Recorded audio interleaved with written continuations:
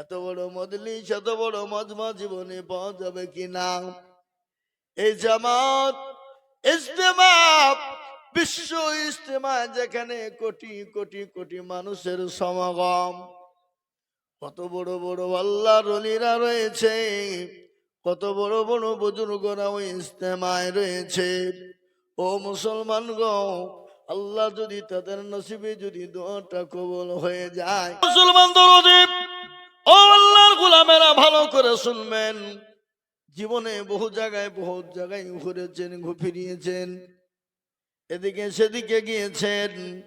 আল্লাহ হয়তো এই জামাতের বদলায়, ইজতেমার বদলায় আল্লাহ আপনার জীবন ঘুরিয়ে দিতে পারে, জীবনটা আপনার মুডটা ঘুরিয়ে দিতে পারে, জীবনটা আপনার পাল্টে যেতে পারে। কেন জানেন?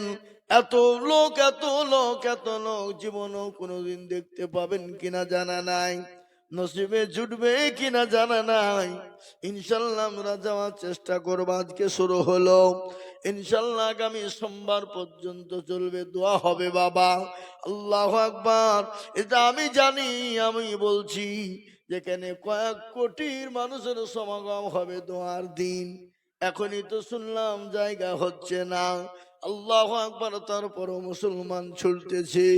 ইনশাল্লাহ আমরা যত না পারবো নিজে আপনার গাড়ি ভাড়া করে হোক কিংবা ট্রেনে বাসে যেতে পারবো, আমরা চলে যাব ইনশাল্লাহ। নসিব যদি একবার পাল্টে যায়, একবার যদি সময়টা পাল্টে যায়, তাহলে আপনার জন্য বেড়া পার হয়ে যাবে।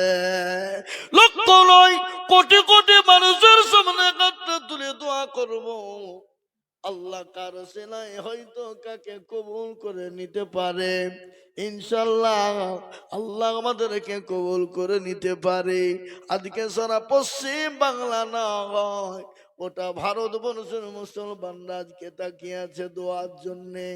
কত দোয়া, আমাকে কতজন ফোন করে বলল আসাম থেকে, ত্রিপুরা থেকে, এমন মেঘালয় থেকে, বলে হুজুর দোয়া কবুল হবে কটার সময় হবে? আমি বললাম আগামী সোমবারে আনুমানিক 10টার সময় দোয়া হতে পারে। বলে হুজুর গো, আমরা আসার চেষ্টা করছি, আল্লাহ যদি দোয়ায় শরীক তৌফিক দেয় তাহলে হয়তো জীবনটা পাল্টে যেতে পারে।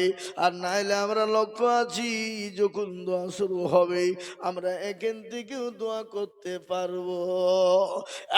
মুসলমান, জীবনের কোনো মূল্য নাই, জীবনের কোনো দাম নাই। কখন আছি কখন চলে যাবো বাপ। সাহাবায়ে কেরাম রাদিয়াল্লাহু তাআলা আনহু আজমাইনদের জীবন কেমন জীবন ছিল?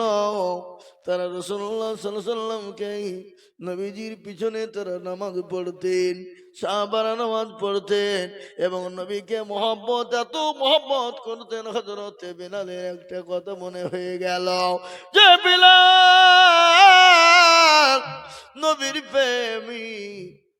হযরতে বিলালকে মরুভূমির উত্তপ্ত গরম বালির উপরে কাফের বেঈমানেরা আপনার অত্যাচার করে বুকের ওপর পাথর তুলে দিল, দুই পায়ে উট বেঁধে দিল, জিভ কেটে বের করা হলো, জিভে প্যারাক মারা হলো। বলুন, জীবিত মানুষের জীবকে টেনে যদি বের করা হয় আর জীবের উপর যদি প্যারাক মারা হয়, বলেন তোমার জীবন থাকতে পারে নাকি? ওই বিলালকে বলা হলো, বিলাল রে, একটা বার বল নবীকে মানি না, আল্লাহকে চিনি না। বিলালের মুখ দিয়ে আহাদ আহাদ আহাদ। বিলাল বলেছিল, ও ভাইয়া, যদি আমাকে মেরে মেরে মেরে শেষ করে ফেলো, টুকরো টুকরো করে ফেলো, কুচি কুচি করে ফেলো, আমি একবার যখন পড়েছি কালেমা লা ইলাহা ইল্লাল্লাহু মুহাম্মাদুর রাসূলুল্লাহ সাল্লাল্লাহু আলাইহি ওয়াসাল্লাম, কিয়ামত পর্যন্ত, জীবন থাকা পর্যন্ত এ কালেমা আমি বিলাল মুছে ফেলবো না। আমাকে মেরে মেরে মেরে মেরে তুমি আমাকে টুকরো টুকরো করে ফেলো, আমাকে কত বিকৃত করে ফেলো, আমাকে মেরে তুমি যতক্ষণ শেষ না করে ফেলবা আমি ততক্ষণ পর্যন্ত হাত বলে যাব। ওই বিলাল নবীর প্রেমে কত ছিল। রাসূলুল্লাহ যেদিন দুনিয়া থেকে চলে গেলেন, হযরতে বিলাল আর মদিনার জমিনে তিনি থাকলেন না। তিনি সঙ্গে সঙ্গে বেরিয়ে চলে গেলেন কোথায়? দামেস্কে চলে গেলেন, সিরিয়ায় চলে গেলেন। সিরিয়া দামেস্কে, সিরিয়ায় দামেস্কে আপনার দিনের পর দিন, রাতের পর রাত, মাসের পর মাস কেটে যায়, বছর কেটে যায়। কিছুদিন যেতে না যেতে রাসূলুল্লাহ স্বপ্ন দেখিয়ে বলে, বিলাল রে, আরে বিলাল, ও বিলাল, আমি নবীর কথা কি তোর মনে পড়ে না? আরে বিলাল, কত বড় নিষ্ঠুর, একটু আমার কবরটা জিয়ারত করবি রে বিলাল। আরে বিলাল, বিলাল সিরিয়া দামেস্কে থাকতে পারলেন না। মরুভূমি প্রান্তে পাড়ি দিয়ে স্বপ্নের দামেস্কে সিরিয়া পার হয়ে তিনি মদিনায় পৌঁছে গেলেন। এখন হাজিরা হজ করতে গেলে নবীর রোজার মুবারকে দাঁড়াতে দেয় না, নবীর রোজা মুবারকে দাঁড়িয়ে হাত তুলে দোয়া করতে দেয় না। আপনার হাত বাড়িয়ে আপনার ভেঙে দিবে, আপনাকে সরিয়ে দেবে। হযরত বিলাল আমার নবীর কবর রওজা পাকের পাশে দাঁড়িয়ে কান্না করে আর দোয়া করে, বলে নবী গো, ওগো রাসূলুল্লাহ, আপনি মদিনার জমিনে না, আমি কার কাছে থাকবো? আমি বিলাল সহ্য করতে পারি না। নবী গো, সবাই সহ্য করতে পারে, ওগো রাসূল আপনার মৃত্যু আমি বিলাল সহ্য করতে পারি না। নবী গো, আমি আপনাকে এতটাই মহব্বত করি গো ইয়া রাসূলুল্লাহ, ইয়া হাবিবাল্লাহ, ওগো রাসূল, আমি আপনার রোজার পাকের পাশে দাঁড়িয়ে আমি আপনার জন্য হাতটা তুলে দোয়া করি, কবর জিয়ারত করি। হযরতে বিলাল কবর জিয়ারত করে। আর ইতিমধ্যে মসজিদে নববীর নতুন মুয়াজ্জিন যিনি ছিলেন, তিনি হযরতে বিলালকে দেখে জড়িয়ে ধরে বলেছে, ওরে মদিনার ইমাম, ওরে মসজিদে মদিনার ইমাম, নববীর ইমাম, নাও নবীর ইম্মু, নবীর মুয়াজ্জিন বিলাল এসেছে।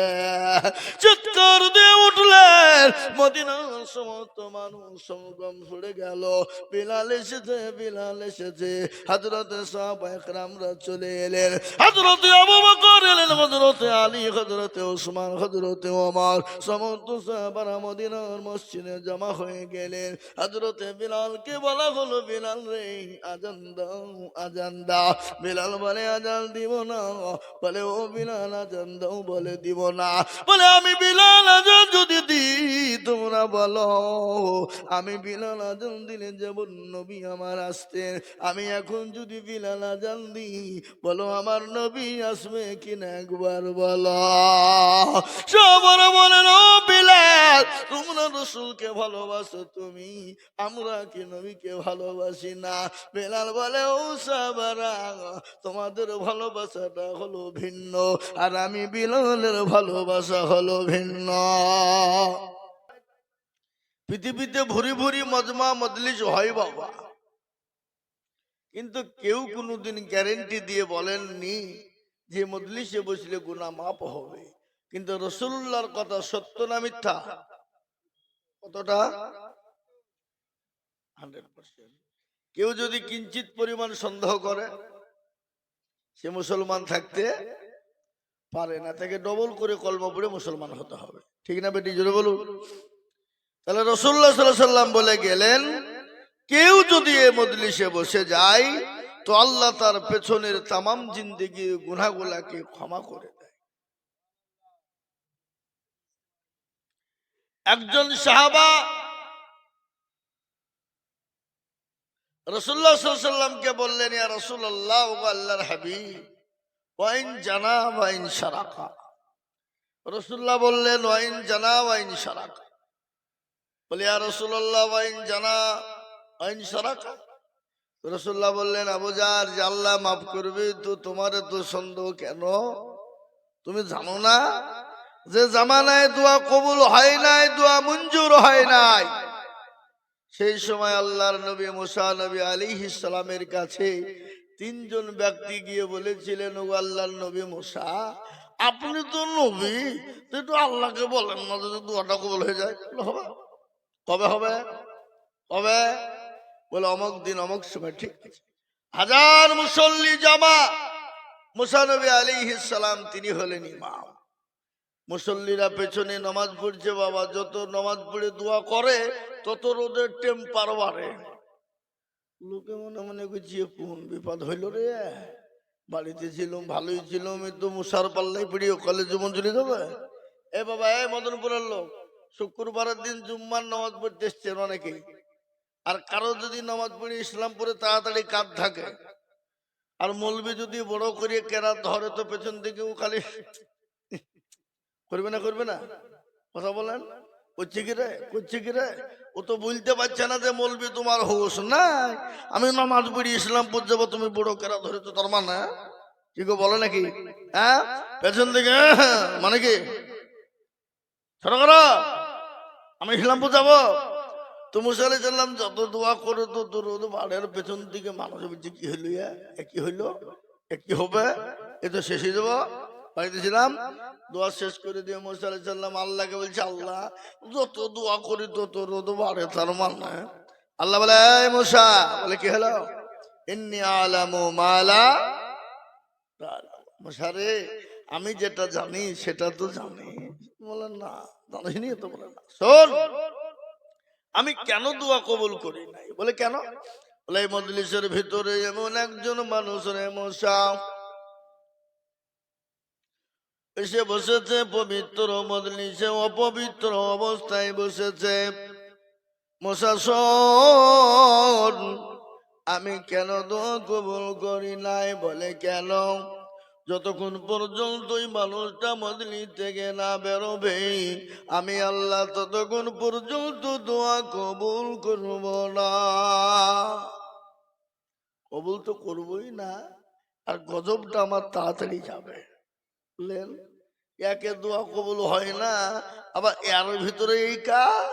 মুসা নবীর হাতে কি ছিল বাবা? লাঠি। লাঠি লেবে ওই বেয়াদব ওরে নাকি ওঠ, আল্লাহ তো দোয়া কবুল করবে না, না জানি কত বলি বলি উঠে না। ও চাতক পাখি নিয়ে তাকিয়ে দিয়েছে। এ বাবা, আপনারা মদনপুরের এই কোণে মানুষ এখানে বসে আছেন। আমি যদি বলি কাল আব্বাসের বাড়িতে চুরি হয়েছে, মৌলবি আব্বাসের বাড়ি, কে করেছে? হাত তুলো তো বাপ, তুলবে? যদি তুলিয়ে ফেলে তো মায়ের মাটিতে একটাও পড়বে না, আর সম্মান চলে যাবে। শুনেলেন? তাই বলে আপনারা মনে করেন না যাক এত মৌলবীর বক্তব্য শূন্য, আইজুল মৌলবী আজকে একটা সস্তা ফতোয়া দিয়ে গেল, এখন অন্যায় করবো, নোংরামি করবো, আর মজলি দিকে বসবার গোনা মাফ করবো না, আল্লাহ ঠ্যাং ভাঙিয়ে ফেলবে। কি বুঝলে? বুঝলেন না? এই মুসলমান শুনলেন, এই মজলিসে দোয়া কবুল হয় কিনা? হযরত মুসা আলাইহিস সালামের দিকে পায়তারা করে, কিন্তু যে ব্যক্তিটা অন্যায় করেছিল, নোংরামি করেছিল, খারাপি করেছিল, আল্লাহকে বলে, আল্লাহ আমি অন্যায় করেছি, আল্লাহ পাপ করেছি, ও আল্লাহ আমি তওবায়ে নসুহা করে নিলাম, জীবনেও কোনোদিন অন্যায় করব না। ইয়া আইয়ুহাল্লাযীনা আমানু তুবু ইলাল্লাহি তাওবাতান নসুহা। মাবুদ গো, আমি আর জীবনেও কোনোদিন অন্যায় করব না। ও আল্লাহ, এতগুলা মানুষের সামনে আমাকে বেইজ্জতি করো না। ইজ্জতের মালিক হলে তুমি। ইজ্জতের মালিক কে? বেইজ্জতের মালিক হলে তুমি। বেইজ্জতের মালিক, ইজ্জত বেইজ্জতের মালিক আল্লাহ তুমি। তুমি নিজেকে ইজ্জত দাও, পৃথিবীতে কেউ তাকে বেইজ্জতি করতে পারে না। আর যাকে তুমি বেইজ্জতি করে দাও, পৃথিবীতে কেউ তাকে ইজ্জত দিতে পারে না। ও আল্লাহ, এতগুলা মানুষের সামনে আমাকে বেইজ্জতি তুমি করো না। আর যেমনও কোনোদিন অন্যায় করবো না। আল্লাহর কাছে চোখের পানি গড় গড় গড় গড় করে ঝরিয়ে দিল। আল্লাহ বলে, বান্দা আমি সব সহ্য করতে পারি, কিন্তু কোনো বান্দা যদি অন্যায় করে ফেলে, নোংরামি করে ফেলে, ভুল বসে যদি চোখের এক ফোঁটা পানি ফেলে দেয়, আমি আল্লাহ তার জীবনের সব গুনাহকে ক্ষমা করে দিই। আল্লাহর কাছে চোখের পানিকে গড় গড় গড় গড় গড় গড় করে যখন ঝরিয়ে দিল, আল্লাহ তার সমস্ত গুনাহ ক্ষমা করে দিয়ে, মাফ করে দিয়ে, আল্লাহ তার উপর রাজি এবং খুশি হয়ে গেল। তারপরে তার দোয়া আল্লাহ মঞ্জুর করে নিল। মুসা নবী আলাইহিস সালামের রাগ আরো বেড়ে গেল। ও আল্লাহ, তুমি এক্ষুনি বললে একজন ব্যক্তি না উঠলে হবে না, আবার কেন তুমি আল্লাহ আমায় দিলে বলো? ইয়া আল্লাহ, কেন দোয়া কবুল করলে বলো? আল্লাহ বলে, বান্দা রে, ও মুসা, আমি তোকে আগেই বলে দিয়েছি, আমি আল্লাহ যেটা জানি, ও মুসা সেটা তুই জানিস না। বলে, আল্লাহ আমি জানি না বটে, কিন্তু তুমি বললে দোয়া কবুল করব না, আবার তুমি একটা মানুষও উঠলো না, তুমি কেন দোয়া করলে তুমি কবুল বলো? আল্লাহ বলে, মুসা রে শোন, ওই মানুষটা এত অন্যায় করেছিল, এত নোংরামি করেছিল রে মুসা, কিন্তু মানুষটা ভুল বুঝে চোখের পানি ফেলে দিয়েছে। ও মুসা শোন, আমার বান্দা যদি হাজারো বার অন্যায় করে, পাহাড় সমতুল্য গুনাহ করে ফেলে, সমুদ্রের ফেনার নাই যদি গুনাহ করে ফেলে, একবার যদি চোখের পানি গরম পানি ফেলে দিয়ে আমার কাছে দুই কানা কাঠটা তুলে রাহাজানি করে, আমি আল্লাহ ওই পাহাড় সমতুল্য গুনাহ যত রয়েছে, আমি আল্লাহ সে বান্দার সেকেন্ডে ক্ষমা করে দিই। জোরে বলুন সুবহানাল্লাহ। আল্লাহ কত বড় দয়ালু বলেন দেখিনি? আল্লাহ রহমান রহিমিন নয়? আল্লাহ পরওয়ারদিগারে আলম নয়? আপনাকে আমাকে পৃথিবীর জমিনে সব থেকে ভালোবাসেন কে? মা। মায়ের ভালোবাসার কোনো মাপ আছে? কথা বলেন। মায়ের ভালোবাসার যেমন মাপ নাই, তার লক্ষ লক্ষ কোটি গুণ ভালোবাসেন যিনি, তিনি হলেন আমার আল্লাহ। আপনাকে আমাকে সব থেকে লক্ষ কোটি গুণ বেশি ভালোবাসেন কে? আল্লাহ ভালোবাসে না? হ্যাঁ, কিন্তু সে মানুষ আল্লাহকে চিনে না, সে মানুষ রসুলকে চিনে না, সে মানুষ নবীকে চিনে না, সে মানুষ মসজিদ চিনে না, সে মানুষ মাদ্রাসা চিনে না, সে মানুষ কোরআন চিনে না, সে মানুষ দিন চিনে না, সে মানুষ ইসলাম চিনে না। এই জন্য আজকে মুসলমানদের বড় দুর্দিন। এ বাবা, আজকে মুসলমানদের দুর্দিন না সুদিন? কথা কয় না? দুর্দিন। কত বড় দুর্দিন, যা বিগত এত বড় দুর্দিন ছিল না, আজকে মুসলমানদের এত বড় দুর্দিন। আজকে আপনারা শুনেলেন, ভারতবর্ষের জমিনে মুসলমানদেরকে রাখতে চায় না, মুসলমানদেরকে বের করে দিতে চায়, বলে তোমাদের জন্য এ দেশ হবে না, এই দেশটা হলো আমাদের। কারা বলছে এটা? এটা আল্লাহ বলছে? ও শাহজাহান পাগলা নাকি? ও মান্দার পাগলা? এ বাবা, এ মুসলমান, আজকে বলছে না, বলছে না, জোরে বলুন। কখনো বলছে পাকিস্তানে চলে যাও, কখনো বলে বাংলাদেশ চলে যাও। আমরা বলবো না না না, এ দেশটা তোমার বাপের নয়, এ দেশটা হলো আমাদের। আমাদের কিনা, জোরে বলুন।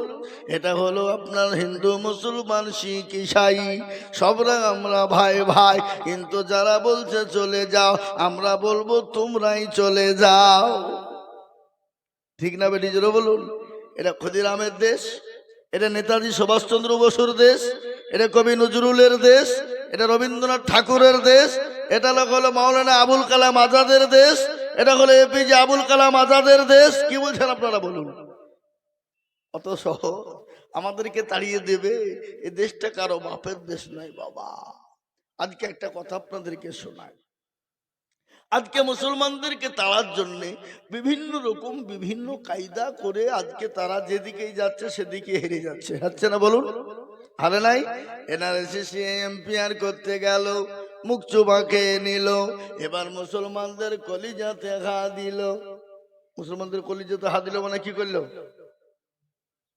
মুসলমানদের মসজিদের ওয়াকফ সম্পত্তি কেড়ে নিতে চায়, মাদ্রাসা কেড়ে নিতে চায়, মুসলমানদের ওয়াকফ সম্পত্তিকে তারা ভোগ করতে চায়। কিন্তু মুসলমানেরা এক বিন্দু রক্ত থাকতে ওয়াকফ সম্পত্তি ছেড়ে দেবে না। দেবে? জোরে কোন দেবে? তারপরেও হলো না, বলে মুসলমানদের তো সাইজ করা গেল না, এবারে শেয়ার করা হোক। কে বললো 2 কোটি রোহিঙ্গা মুসলমান ঢুকে গেছে, কেউ বলে 1.5 কোটি বাংলাদেশে মুসলমান ঢুকে গেছে। এ নাই কি বললে শেয়ার করো, এ শেয়ার করতে গিয়ে দেখলো কেচা কুর্তি কেউ উঠে বেরিয়ে গেল। কি বলছেন বলুন? হয় না? আপনার 58,20,868 জন আপনার এসআইআরে বাদ পড়ে গেল, তাতে 97% তারা হইল। কত পার্সেন্ট তারা? 3% মুসলমান যারা বাদ গেছে, ওরাও বাদ যাবে না। তারা কেউ বোম্বে, কেউ দিল্লি, কে গুজরাট, কে সৌদি, কে কুয়েতে গেছে, ডকুমেন্ট জমা দিতে পারে নাই, হয় নাই, এই জন্য হয়তো বাদ গেছে। আর যারা বাদ গেছে তারা হলো ওপার থেকে আসা মাল। আর ওরাই বলছে মুসলমানদেরকে থাকতে দেব না। কিন্তু আমি তাদেরকে বলবো, বন্ধু এসআইআর করেছো 2002 সাল, কেন? তার আগের যদি ডকুমেন্ট চাও, আমরা মুসলমানরা সেটাও দিতে প্রস্তুত আছি। আছে না নাই? জোরে বলুন, আছে না? এই তো 2002। তারা যদি বলে কাগজ দিয়ে নিব না, এই দেশটা যে মুসলমান